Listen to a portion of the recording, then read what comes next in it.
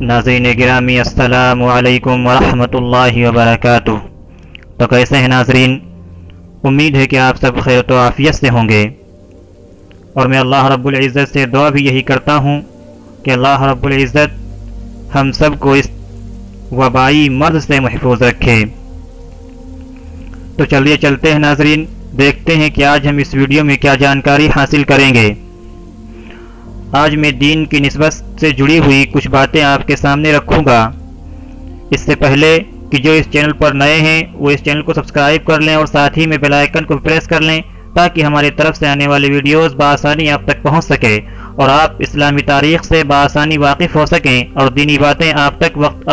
وقتاً فوقتاً پہنچتی رہیں۔ تو چلیے چلتے ہیں ناظرین گرامی، جیسا کہ اللہ رب العزت کا ایک قانون رہا ہے، اللہ رب العزت کا ایک طریقہ رہا ہے،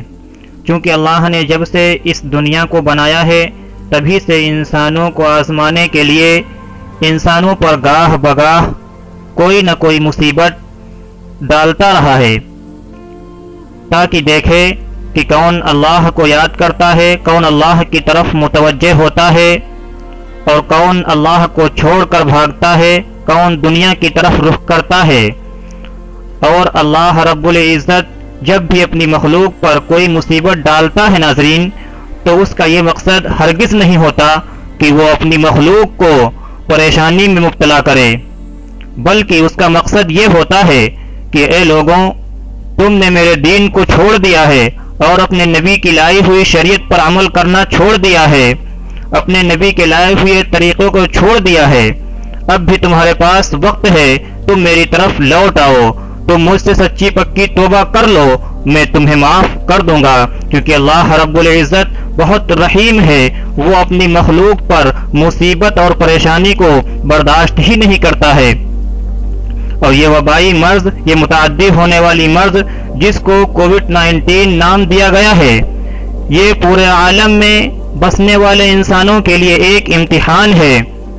اور میں آپ تمام ناظرین سے یہ گزارش کرتا ہوں خدا را اس کو مذاق نہ بنائیں، چونکہ پچھلی قوموں کے ہلاک ہونے کے جہاں بہت سے اسباب تھے، وہیں میرے عزیزوں ایک سبب یہ بھی تھا کہ انہوں نے اللہ کے عذاب کو مذاق بنا لیا۔ ان کے پاس جب اللہ کی طرف سے کوئی عذاب آیا، کوئی مصیبت آئی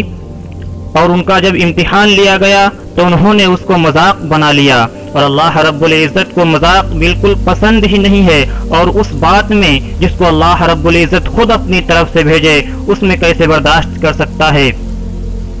جیسے کہ اللہ رب العزت نے قوم عاد کی طرف جب عذاب بھیجا تو انہوں نے اس کا مذاق بنا لیا۔ جب قوم عاد شرک و بت پرستی میں مبتلا تھی،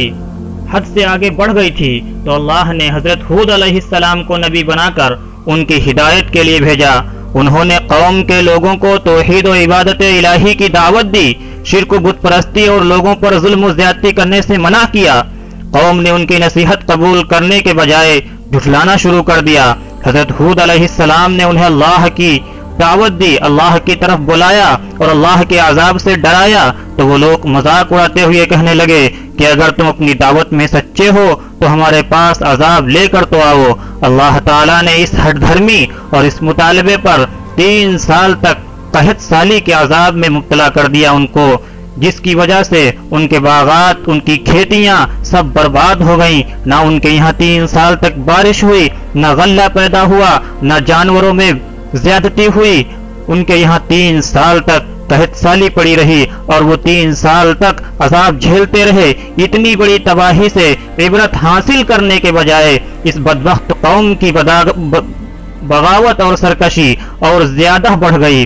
جب کسی انسان پر مصیبت آتی ہے تو اللہ کی طرف رخ کرتا ہے، اللہ کی طرف متوجہ ہوتا ہے، لیکن اس قوم کے اندر سرکشی اتنی کوٹ کر بھری تھی کہ یہ قوم اللہ کو چھوڑ کر اور اپنی سرکشی میں مبتلا ہو گئی۔ بالآخر دوبارہ اللہ تعالیٰ کا غضب بھڑک اٹھا اور 1 ہفتہ تک چلنے والی طوفانی ہواؤں نے ان کا نام و نشان مٹا کر رکھ دیا۔ قوم عاد کی ہلاکت کے بعد حضرت ہود علیہ السلام اہل ایمان کو لے کر یمن کے شہر حضرت موت چلے گئے اور یہاں 50 سال تک دعوت و تبلیغ کا فریضہ انجام دینے کے بعد 464 سال کی عمر میں انتقال فرمایا۔ تو ناظرین، اس واقعے سے اس بات کی طرف متوجہ کرنا ہے کہ اللہ کی طرف سے جو امتحان آیا ہے، اللہ کی طرف سے جو مصیبت آئی ہے، خدا را اس کو